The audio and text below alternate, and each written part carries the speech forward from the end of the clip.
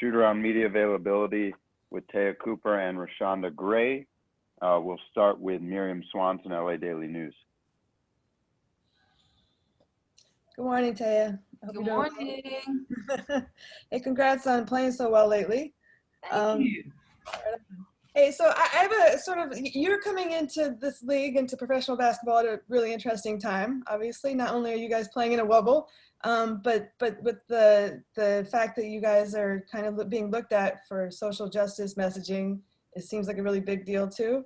Mm-hmm. What's that like for you, for a young woman to kind of be stepping into the sport at this moment in that way? I think just having the conversations and, not knowing the details of everything, and now just being able to hear the conversations that are happening and everything that NEC is doing and TRP with the council stuff that she's doing. I mean, just to hear it and be a part of it and get to be a part of those Zoom calls and listen and learn. And they have a lot of guest speakers and hearing the family stories. I think that that's huge, and it's a wonderful experience.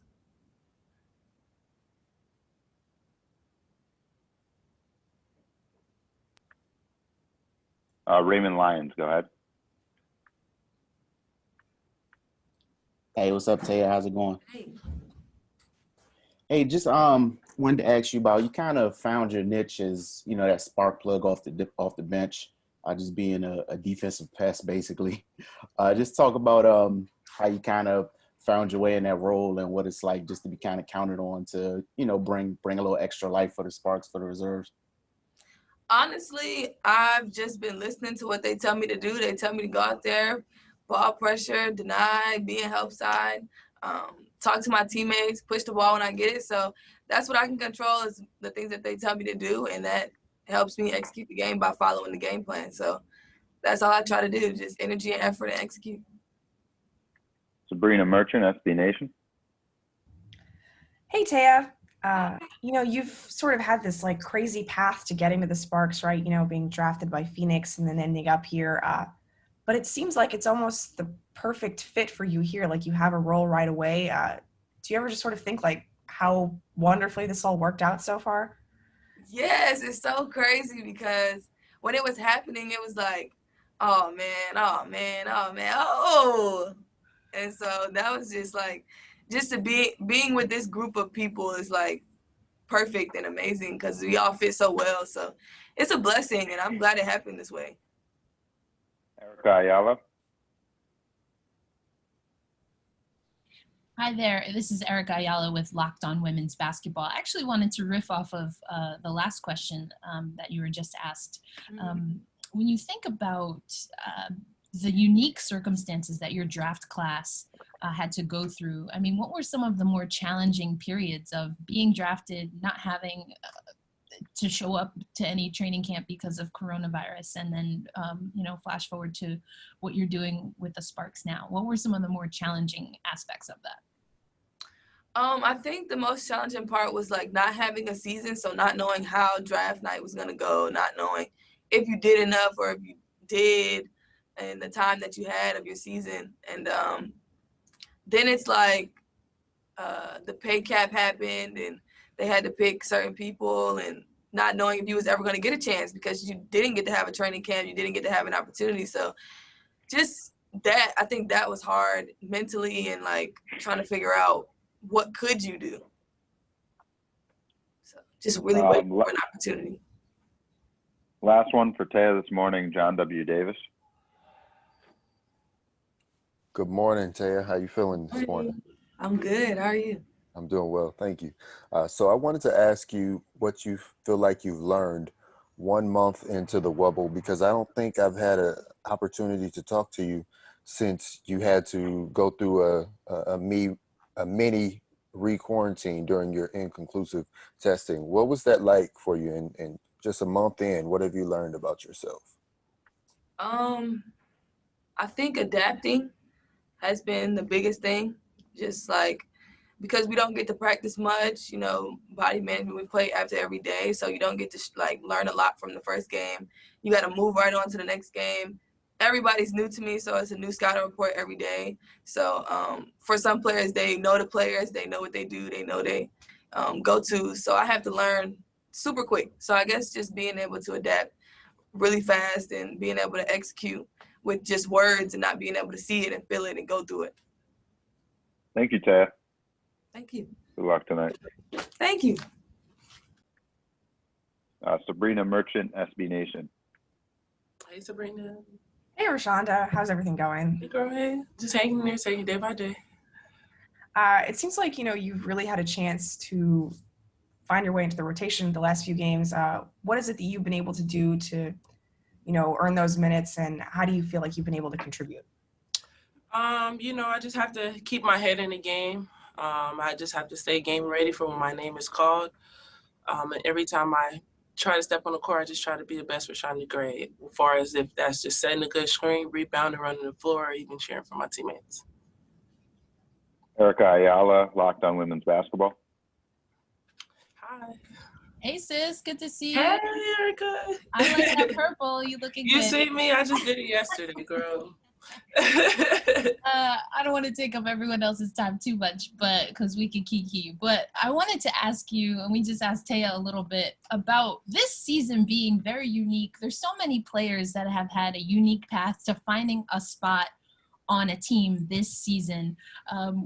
I would like to ask you, generally speaking, what you think that shows about the state of women's basketball and maybe the resiliency that the women's game has, whether it's coming from the WNBA, other places, or even from the college game.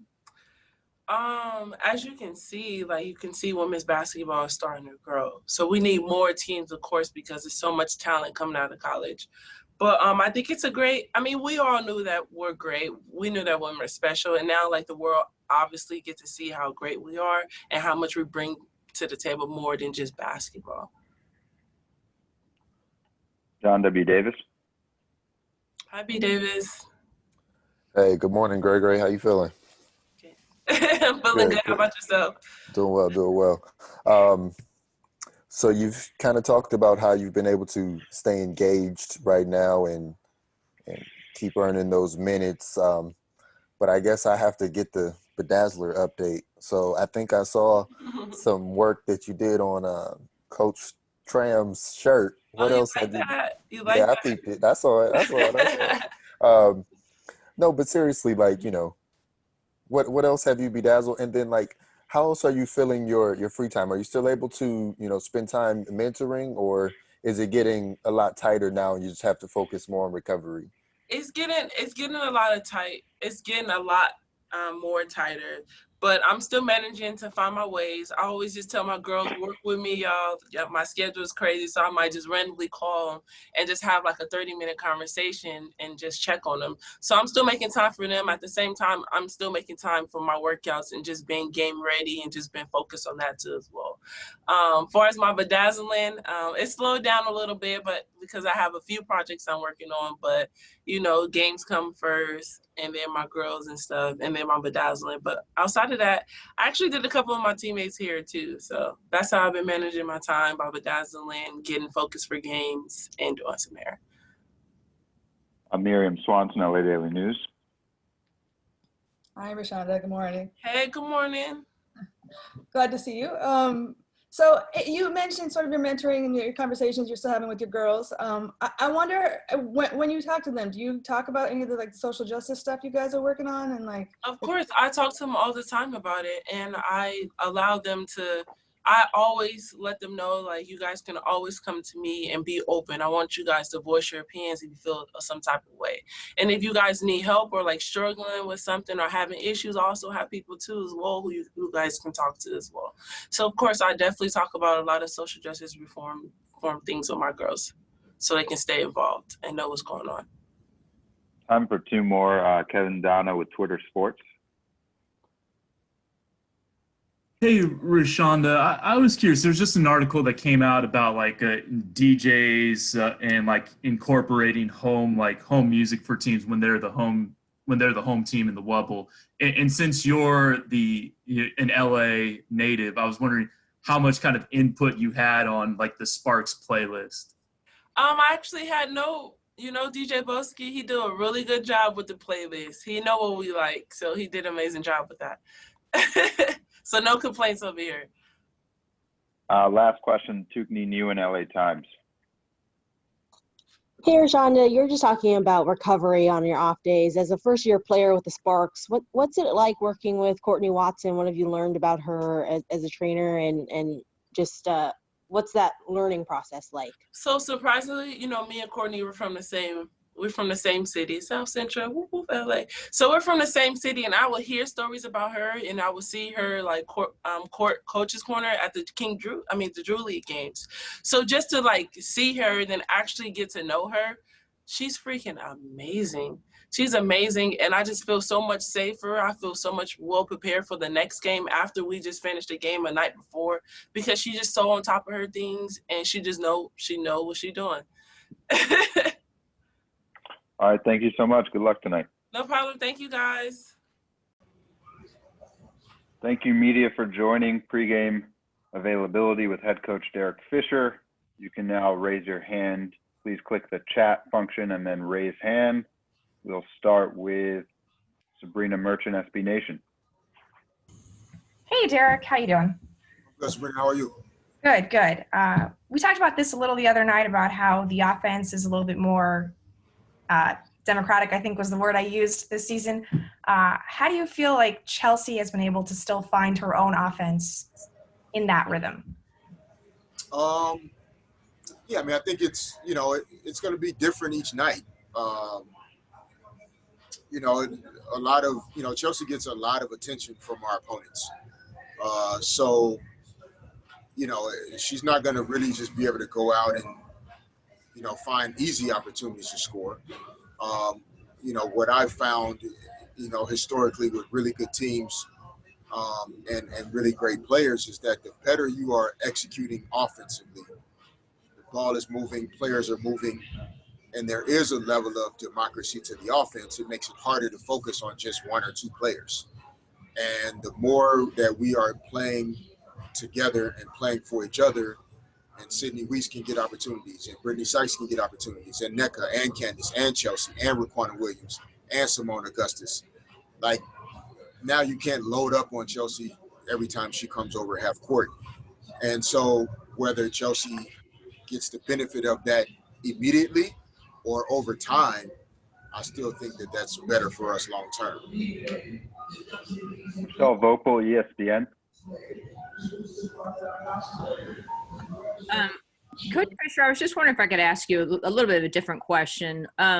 With the work that Candace does analyzing the NBA, as somebody who was an NBA player and I'm sure has watched a ton of analysts, I wonder if you could kind of give me your thoughts on that part of her job, if you will. And what do you think makes for somebody to be a good basketball analyst?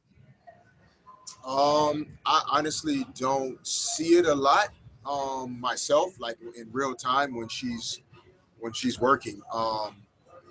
So, I think last season, I haven't seen any this season, the ones that she did earlier. Last season, I think I was able to see it a couple of times. And look, Candace is a phenomenal basketball mind. So I think that's what makes her great at analyzing the game. I think regardless of gender, the game is still played, on a very similar court. The baskets are the same height. There are a lot of the same things that are happening out there on the court. And so her ability to analyze it from, outside of it, so to speak, and not being on the court, I'm not surprised that I think she's efficient in the way she does it. I think that the credibility she brings to the job because of her resume and her own level of performance, I think people really appreciate what she thinks about what she's seeing. And, I'm really happy for her that, for athletes, it's hard to sometimes envision or experience what it is you may be able to do next after you're done playing that you really, really would enjoy. And so I'm happy for Candace that at this time in her basketball playing career, she has something that really could be the next thing for her for the next 20 years. And that is really a gift for professional athletes to have. Jim Alexander, LA Daily News. Hey, Fish. What you've seen of Washington so far, what sorts of things are they doing to compensate for for not having their best player. And are you seeing things there that you might be able to take advantage of? Well, I think what they're doing is, remaining true to the culture and the principles and the values that Mike Tebow has established in his time there. That regardless of who's on the court, they're still playing basketball together. They're still sharing the ball. They don't care who scores the points, whether it's Hines Allen or Beeseman or Atkins, or when Ariel Powers is back in the lineup. Leilani Mitchell is a new addition. Like, they don't really care who scores. They just want the Mystics to win.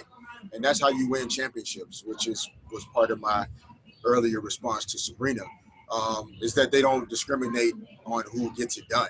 And I think remaining true to that has allowed them to be effective, and they got off to a really good start. I just think some of the fatigue and the schedule is kind of wearing on them, but they're still a dangerous team. And if we don't come out the right way tonight, they will beat us. And so, we have to take that seriously. In terms of taking advantage of, I don't know if any one thing jumps out because they still are a formidable opponent. I think for us, whether it's Washington or anyone, we really do believe we have 12 players that at different points throughout the course of a game can do something good for us. And that level of depth hopefully can allow us to manage the minutes of our star players, quote unquote, but also make room for others. And, when you can throw 9, 10, 11 bodies out there against teams most nights, in a shortened season, in a season with teams that may be lacking depth, we feel like that's our advantage. Time for two more. We'll go to Pavi, H&B Media. Hey, Coach, kind of piggybacking off that last question, I guess, how is scouting for you this year? You guys are kind of playing every other day, so I don't know how much film you really get to dive into and look at. So how is that for you, and how do you go about that? Is it a thing where you kind of just focus on yourself and let the chips fall where they may? How do you, go about that this season? Yeah, no, good question. I think in a shortened season and only playing each team twice, there's not as much advanced scouting, at least, that you can do. You don't have enough games. Obviously, the rosters are different. Typically, you can rely on historically what players have done. If you've played against certain teams, 4, 6, 7, 8 times in the last 12 months, there are not a lot of surprises. But when you're playing against a team with a different roster in a shortened season with players that have opted out, there are things you need to prepare for just in case. But your advanced scouting is different, more just really watching video of the current games that they're playing. And I think there's a benefit of, every night there are games on. So you are seeing all of these teams play on the nights that you don't have a game. And I think that helps to prepare some in terms of scouting. My personal belief is that,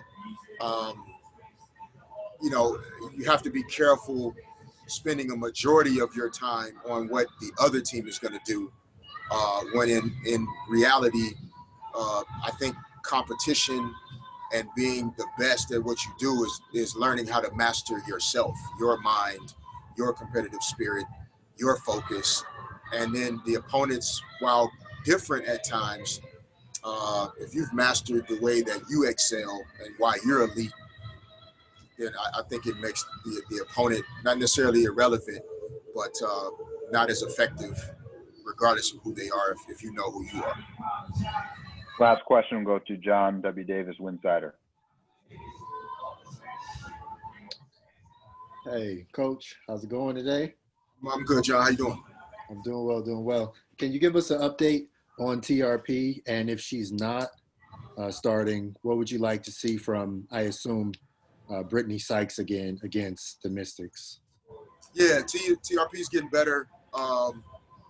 She's, she did a little bit more today. She did some shooting with us today, some pool workout. She's walking better. You can tell she's getting better. So, we played today, and then we're right back at it Saturday afternoon at 2. So my guess, not medically speaking, is that, tonight and Saturday, most likely we won't have her. But, in terms of Brittany and people at the wing position, I think you have to match, what we've come to expect from everybody, but in particular TRP in terms of her physical and mental toughness with, accepting the challenge of guarding the other team's best perimeter players a lot of times. You know, just bringing a tenacity to our game that is important to have. So, you know, whether that's Brittany Sykes or Simone getting additional minutes, or sometimes Chelsea being out there with 2 guards, like we really need a level of toughness at that wing position that you know we can't go without. So it does put a more burden and responsibility on other people when we don't have TRP out there, and hopefully we can stand up to that. Thank you, Coach. All right, thanks everybody.